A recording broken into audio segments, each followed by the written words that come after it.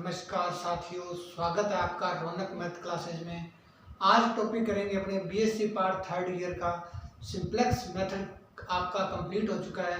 उसके अंदर आपने 3 मेथड सीखे थे, सिंप्लेक्स मेथड को, बिगम मेथड और टू फेज मेथड। आज बात करेंगे अपने नई यूनिट यानी नया चैप्टर स्टार्ट कर रहे हैं। ये अलग अपने आप में एक अलग यूनिट है, असाइनमेंट प्रॉब्लम यानी नियतन समस्याएं। तो असाइनमेंट प्रॉब्लम को कैसे सोल्व किया जाता है, कैसे एग्जाम्पल आते हैं उसके, कैसे क्वेश्चन आएंगे, उसके बारे में डिस्कस करेंगे। तो सबसे पहले हम बात करते हैं कि जो असाइनमेंट प्रॉब्लम होती है ये क्या होती है, नियतन समस्याएं क्या होती है। तो इसके अंदर क्या होगा, जितने आपको व्यक्ति दिए होंगे उतनी जॉब दी होगी। सपोज दैट करते हैं कि 4 व्यक्ति है और 4 ही जॉब है उनके पास, तो प्रत्येक व्यक्ति को अलग अलग जॉब देनी है। और नियतन समस्या मतलब होती है कि उनको या तो कम समय में दो या ज़्यादा समय में दो।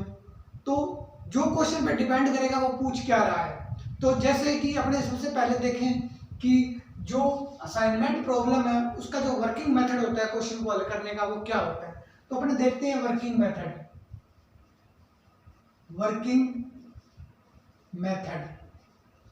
तो वर्किंग जो मेथड होता है इसका, तो सबसे पहले आपको क्या करना है, पंक्ति समानित मैट्रिक्स। पहले बात करेंगे पंक्ति समानित मैट्रिक्स की। पंक्ति समानित मैट्रिक्स यानी रो रेजिड्यू मैट्रिक्स। तो पंक्ति समानित मैट्रिक्स में आपको क्या करना है कि आपको पंक्ति दी होगी, जैसे मान लो कोई क्वेश्चन है आपके पास, ऐसे ये मान लेते हैं अपने पास कोई भी पंक्ति समानित मैट्रिक्स है, मतलब एक पंक्ति के अंदर या एक रो के अंदर आपके पास जो उस मिनिमम वैल्यू है उस रो के अंदर वो सब में से माइनस करनी है। माइनस करने के बाद में आपके पास प्रत्येक पंक्ति के अंदर एक ही जीरो होनी चाहिए। अगर 2 जीरो है तो कोई बात नहीं, लेकिन कम से कम एक जीरो तो होनी चाहिए पंक्ति के अंदर। तो वो होती है पंक्ति समानित मैट्रिक्स। जैसे मैं एग्जाम्पल की बात करूं इसके अंदर, तो ये मेरे पास एक मैट्रिक्स है। जैसे मान लो मैंने लिख दिया यहाँ पे A-B-0-C, D-E-F-0, P-Q-R-S। ये आपके पास एक पंक्ति समानित मैट्रिक्स है। इसका मतलब ये है कि यहाँ भी जीरो आ रहा है, इस पंक्ति में प्रत्येक पंक्ति में एक जीरो होना चाहिए। 2 होंगे वो बाद की प्रोसेस है, उसको कैसे कैंसिल किया जाएगा, एक जीरो लाना है। अगर मान लो यहाँ जीरो की जगह यहाँ क्या होता है आपके पास, मान लेते हैं यहाँ पे आपके पास ई होता या कुछ भी मान लेते हैं या एस होता है यहाँ पे। तो अपने क्या करते हैं, अगर यहाँ एक पंक्ति में एक जीरो बनाने के लिए इसको सबसे मिनिमम वैल्यू को इसमें से घटा देते पूरी पंक्ति में से, तो वो पंक्ति में से घटाने पर आपको जीरो बन जाता। यानी जब तक आपको नहीं छोड़ना है पंक्ति समानित का मैट्रिक्स का मतलब यही है कि प्रत्येक पंक्ति में एक जीरो होना चाहिए। बनाएंगे कैसे, जो मिनिमम वैल्यू होगी प्रत्येक पंक्ति के अंदर वो घटा देंगे, तो वो बन जाएगी पंक्ति समानित मैट्रिक्स। अब बात करेंगे 2 नंबर पे। दूसरी होती है स्तंभ समानित मैट्रिक्स यानी कॉलम रेजिड्यू मैट्रिक्स। तो स्तंभ समानित मैट्रिक्स क्या होती है उसी की बात करते हैं अपने। जैसे मान लो ये कोई मैट्रिक्स है आपके पास, इसमें 3 स्तंभ दिए हुए हैं यानी 3 कॉलम है आपके पास। मैंने लिखा 1 2 3 4 5 6 7 8 3 4 2 0 6 ये लिखा। तो आपको स्तंभ समानित मैट्रिक्स का मतलब ये है कि स्तंभ में जीरो होनी चाहिए। प्रत्येक स्तंभ के अंदर क्या होनी चाहिए, एक जीरो होनी चाहिए। पंक्ति में जीरो होना चाहिए। स्तंभ का मतलब है कि स्तंभ में क्या होनी चाहिए, जीरो होनी चाहिए। अब इस स्तंभ में जीरो लाने के लिए जो इसमें से मिनिमम वैल्यू है वो घटा देंगे। तो मिनिमम वैल्यू 1 है इसमें, तो 1 घटाएंगे तो ये जीरो आ जाएगा। इसमें मिनिमम वैल्यू कितनी है, 2 है, तो 2 घटाएंगे 0। मतलब प्रत्येक स्तंभ के अंदर क्या होना चाहिए, जीरो होना चाहिए। तो वो अपने जिस कॉलम की बात कर रहे हैं उस कॉलम में मिनिमम वैल्यू देखते हैं और मिनिमम वैल्यू को उस कॉलम में से घटा देते हैं, तो आपके पास प्रत्येक स्तंभ के अंदर क्या आ जाएगा, वो जीरो आ जाएगी और स्तंभ समानित मैट्रिक्स हो जाएगी आपके पास। तीसरे नंबर की अगर बात करें अपने, तीसरी कंडीशन की अगर मैं बात करूं तो उसको बोलते हैं जीरो निर्दिष्टीकरण। शून्य निर्दिष्टीकरण।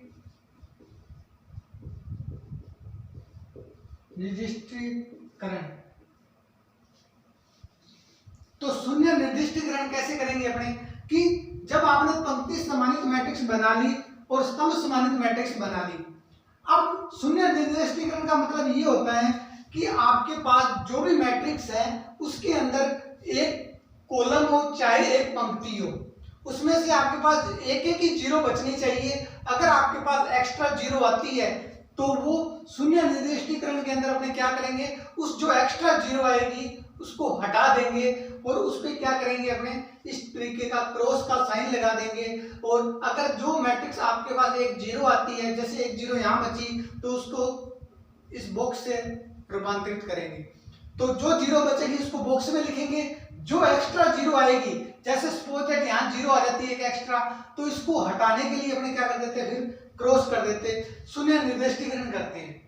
अब एक पंक्ति में एक जीरो होना जरूरी है, अगर मान लो वो जीरो नहीं होती है तो अपने क्या करते हैं कि रेखाएं बनाते हैं, लाइनें बनाते हैं। जितने व्यक्ति होंगे, जितनी जॉब होगी या जितने घंटे वो काम करेगा उतनी ही लाइनें आएगी। 4 व्यक्ति काम कर रहे हैं तो 4 लाइनें आएगी। अगर वो 3 लाइनें बन रही है आपके पास तो अपने को 4 बनानी है। वो बनाएंगे कैसे, वो बाकी देखेंगे क्वेश्चन के अंदर। तो ये 3 काम आपको करने पड़ेंगे और लास्ट में जो इसका आएगा वो इसको इष्टतम हल बोलते हैं। जो सबका टोटल जो होगा वो उसका इष्टतम हल आएगा। जितने भी व्यक्ति लगे हुए हैं काम में, उनको जब टोटल करेंगे अपने कितने घंटे में कर रहा है, कितने समय में कर रहा है वो, तो वो उनको जोड़ देंगे तो वो इष्टतम हल आएगा। तो लास्ट में प्रोसेस होगी चौथी इसकी इष्टतम हल। तो ये आपको 4 बातें ध्यान रखनी है नियतन समस्या के अंदर। तो सबसे पहले बात करते हैं, इसको जो विधि है इसको क्या बोलते हैं, हगेरियन विधि बोलते हैं। हगेरियन विधि, इस जो विधि का नाम है वो है हगेरियन विधि। तो सबसे पहले देखते हैं, पंक्ति समानित की आपने, फिर स्तंभ समानित की, फिर शून्य निर्दिष्टीकरण किया, फिर उसके बाद में इष्टतम हल किया और इस विधि को क्या बोलते हैं, हगेरियन विधि बोलते हैं। तो उसी प्रकार अपने देखेंगे, एक एग्जांपल दिया हुआ है आपको, उसमें टास्क दिए हुए हैं आपको A, B, C यानी D, 4 कार्य दिए हुए हैं, सब ऑर्डिनेट दिया हुआ है आपको, यानी 4 कार्यकर्ता दिए हुए हैं। ये आपको घंटे दिए हुए हैं 8, 26, मतलब एक कार्य एक व्यक्ति को ही देना है, दूसरा कार्य एक व्यक्ति को देना है, तीसरा एक व्यक्ति, मतलब एक एक काम हर व्यक्ति को एक एक ही मिलना चाहिए, एक को 2 नहीं मिलने चाहिए। तो सबसे पहले अपने क्या करेंगे, पंक्ति समानित मैट्रिक्स निकालेंगे, फिर स्तंभ समानित मैट्रिक्स निकालेंगे, फिर इसका शून्य निर्दिष्टीकरण करेंगे, फिर इष्टतम हल बताएंगे इसका कितना आ रहा है। तो देखते हैं अपने,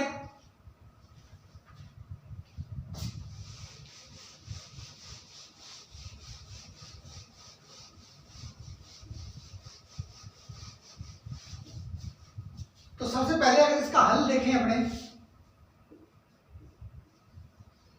तो क्वेश्चन के अंदर सबसे पहले आपको पंक्ति समानित मैट्रिक्स बनानी पड़ेगी। तो पंक्ति समानित मैट्रिक्स बनाएंगे। क्वेश्चन ये कह रहा है कि प्रत्येक को अलग अलग कार्य दिया जाएगा और टोटल इष्टतम हल, मतलब टोटल घंटे आपको बतानी है कि कितने घंटे में काम हो जाएगा, और घंटे में कम से कम घंटे में काम होना चाहिए। तो इसमें कम से कम पूछ ले या न्यूनतम की कंडीशन आएगी। अगर वो अधिकतम की कंडीशन आए क्वेश्चन के अंदर तो आपको पूरी मैट्रिक्स को माइनस से मल्टीप्लाई करके उसको न्यूनतम में चेंज करना पड़ेगा। तो ये ऑलरेडी आपको न्यूनतम की कंडीशन दे रखी है, मतलब कम से कम घंटे में होना चाहिए काम। तो कम से कम है तो इसका मतलब आपको ये न्यूनतम है, तो ये मैट्रिक्स पॉजिटिव ही रहेगी सारी। अब बात करते हैं, सबसे पहले इसको हल करेंगे तो पंक्ति समानित मैट्रिक्स, पंक्ति समानित मैट्रिक्स में क्या करते हैं, सेम बॉक्स बनाते हैं। कितने, 4 है ना, A, B, C, D, तो ये 4 ही बॉक्स बनाएंगे अपने।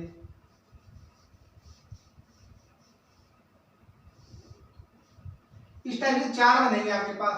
तो सबसे पहले अपने देखते हैं इसके अंदर जो बॉक्स बनेंगे वो देंगे कि यहाँ तो A हो जाएगा, यहाँ B हो जाएगा, यहाँ C हो जाएगा, यहाँ D हो जाएगा।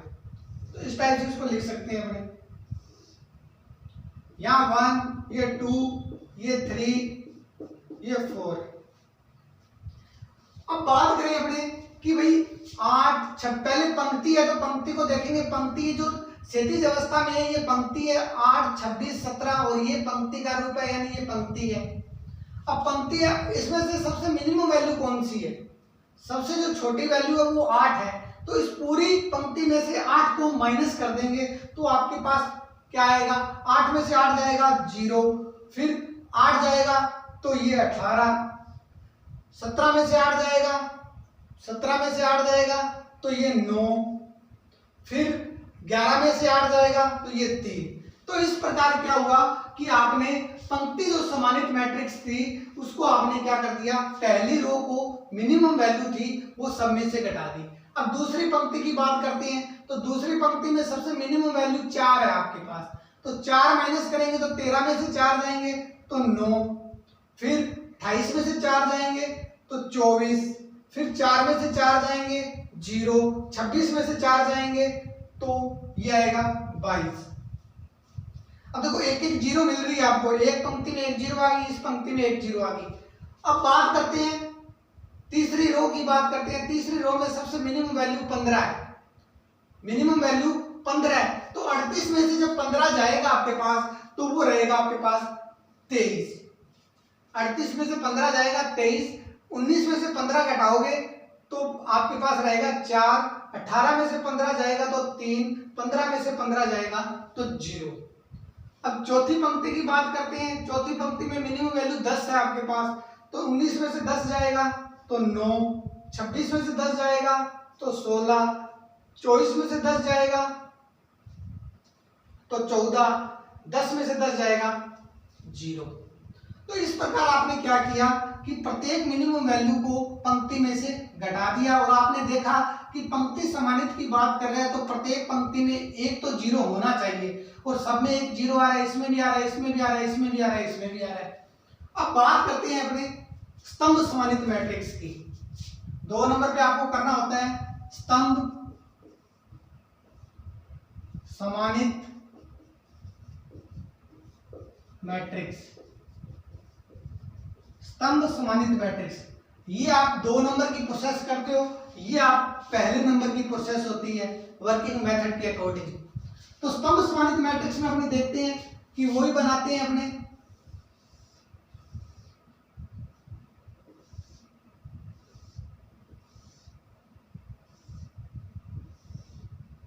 ये ए मान लेते हैं, ये बी मान लेते हैं, ये सी और ये डी। यहाँ 1, यहाँ 2, यहाँ 3 और यहाँ 4, ये 4 सब ऑर्डिनेटर दे रखे हैं आपको। अब बात करते हैं अपने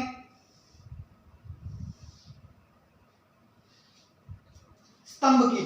अब देखो भाई स्तंभ में बात करें अपने तो एक 0 ऑलरेडी है इसके अंदर, तो ये तो वैसे का वैसा रहेगा, मतलब 0 आ रहा है इसमें तो इसको कुछ नहीं करना। स्तंभ में कम से कम एक 0 होना चाहिए, तो ये तो सेम लिखा जाएगा 9। तो ये तो सेम लिखा गया, क्यों? क्योंकि इसके अंदर 0 है तो अब घटाने की जरूरत नहीं है आपको। दूसरे में देखें तो 18, 24, 4 और 16, इसमें एक 0 चाहिए आपको स्तंभ के अंदर। तो स्तंभ में 0 नहीं आ रहा दूसरे कॉलम के अंदर देखो, तो इसके अंदर क्या करना है आपको? जो मिनिमम वैल्यू है यानी 4 वो इस सब में से घटा देनी है कॉलम में से। तो 18 में से 4 जाएगा तो ये 14, 24 में से 4 जाएगा 20, फिर 4 में से 4 जाएगा 0, 16 में से 4 जाएगा तो 12। यानी इस पूरी कॉलम में से आपने क्या किया? मिनिमम वैल्यू 4 थी वो घटा दी, क्योंकि आपको प्रत्येक कॉलम में और प्रत्येक पंक्ति में आपको क्या चाहिए? एक 0 चाहिए। अब बात करते हैं तीसरे की बात करते हैं, तो तीसरे में 0 ऑलरेडी आ रहा है तो ये वैसा का वैसा लिखा जाएगा सेम, इसके साथ कुछ नहीं करना आपको छेड़छाड़।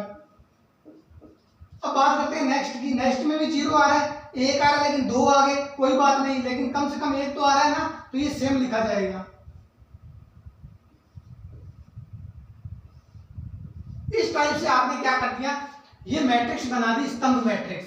तो अपने चेक कर सकते हैं कि प्रत्येक पंक्ति में एक 0 आ रहा है, स्तंभ में भी एक 0 आ रहा है, इसका मतलब 2 आ रहे हैं यहाँ पे, कोई बात नहीं, लेकिन कम से कम 1 तो आ रहा है ना, तो इसका मतलब ये आपके पास स्तंभ समानित मैट्रिक्स होगी। अब आपको करना है 0 शून्य निर्दिष्टीकरण। तो तीसरे नंबर पे अपने करते हैं शून्य निर्दिष्टीकरण।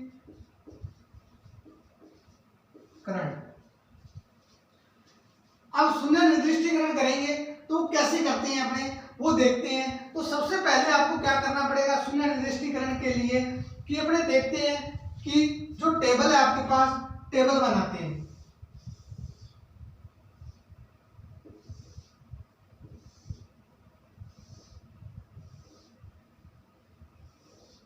यहाँ 1 2 ये 3 और ये 4, यहाँ A B C और D।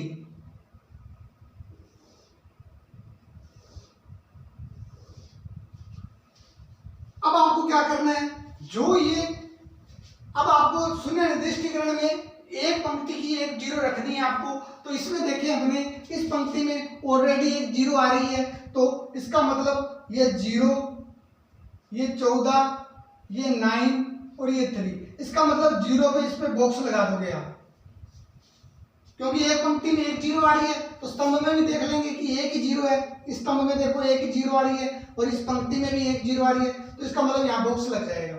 फिर लिखेंगे 9 20 0 22। फिर नेक्स्ट लिख लेंगे अपने 23 0 3 0 9 12 14 0। ये सारा लगा दिया आपने, सेम लिखा। अब जीरो देखनी है आपको, एक पंक्ति में और एक स्तंभ में एक जीरो चाहिए आपको। तो इस पंक्ति में एक जीरो है, इसमें स्तंभ में कुछ नहीं है, इसका मतलब सही है। अब दूसरी पंक्ति की बात करते हैं तो एक जीरो है, इसके अंदर स्तंभ के अंदर भी एक जीरो है, तो इसका मतलब इस पे बॉक्स आ जाएगा। फिर तीसरी में देखें तो 2 जीरो है, ये जीरो है, ये जीरो, कौन सी ले अपने को नहीं पता। इसका मतलब तीसरी पंक्ति को एक बार छोड़ दो, नेक्स्ट आगे चलेंगे अपने। तो चौथी पे जाए, चौथी पे एक जीरो है, इसका मतलब इस पे बॉक्स आ जाएगा। अब जिस पे बॉक्स आए जस्ट ऊपर, उसके ऊपर वाली क्या हो जाएगी, कैंसिल हो जाएगी। तो बचेगी कौन सी, यही बचेगी एक, तो इसके ऊपर बॉक्स आ जाएगा आपके पास। तो इस प्रकार आपने देखा शून्य निर्दिष्टीकरण। तो एक बार फिर बता रहा हूं मैं कि सबसे पहले आपको क्या करना है, इस पंक्ति में शून्य निर्दिष्टीकरण के लिए जीरो चाहिए प्रत्येक पंक्ति और प्रत्येक स्तंभ के अंदर। अगर ये पंक्ति लेते हो तो ये स्तंभ लेना पड़ेगा, ये पंक्ति लेते हो तो जो जीरो वाली है वो स्तंभ लेना पड़ेगा। तो इसमें एक जीरो है तो इस पे बॉक्स, इसमें एक जीरो है तो इस पे बॉक्स, इसमें 2 जीरो है छोड़ देंगे, इसमें एक जीरो है इस पे बॉक्स लगा देंगे, इसके ऊपर स्तंभ वाली देखेंगे तो वो जीरो कैंसिल हो जाएगी, बचेगी कौन सी, एक ही बचेगी, उस पे बॉक्स आ जाएगा। अब बात करते हैं आपको, अब अपने इसका इष्टतम हल लिखते हैं।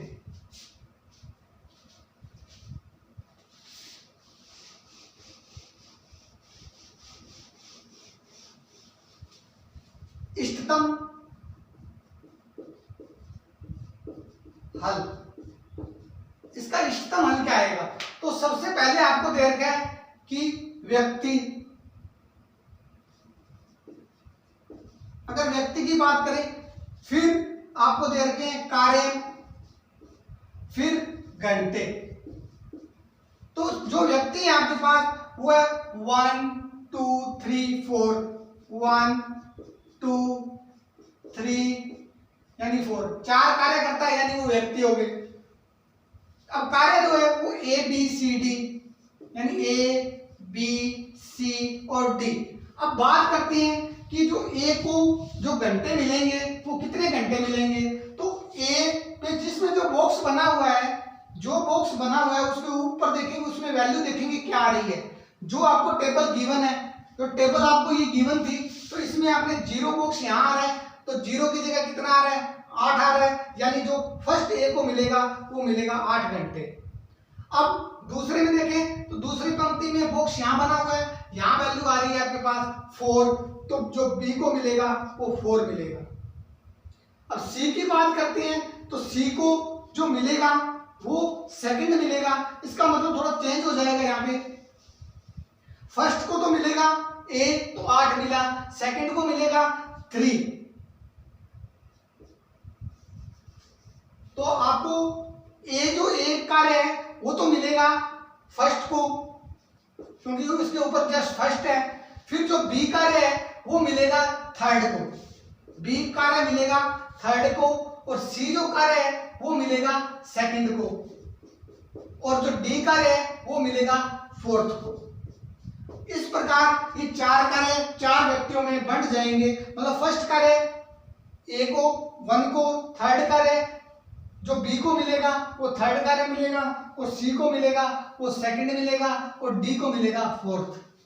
अब बात करें कि जो बॉक्स बन रहा है यहाँ, तो वो उसके अंदर वैल्यू कितनी आ रही है 8। फिर जो बी के अंदर बॉक्स बन रहा है उसके अंदर वैल्यू आ रही है आपके पास 4। फिर अगर बात करें सी की, तो सी में जो बॉक्स बन रहा है वो बन रहा है सेकंड पे, तो यहाँ जो वैल्यू आएगी सेकंड की वो आएगी 19। ये वैल्यू 19 आ रही है। अब बॉक्स डी के अंदर बन रहा है 4 नंबर पे, तो यहाँ जो वैल्यू आएगी वो आएगी 10। तो ये टोटल जो घंटे होंगे आपके पास वो आएंगे 41 घंटे। तो बात करें अपने कि आपको एक क्वेश्चन दिया हुआ था, इसमें आपको कम समय में प्रत्येक घंटे के अंदर आपको समय विभाजन करते हुए प्रत्येक व्यक्ति को देना था कार्य। तो उस प्रकार प्रत्येक व्यक्ति, जैसे 4 व्यक्ति हैं तो चारों को अलग अलग कार्य मिला, एक को ए कार्य, एक को बी, एक को सी और एक को डी।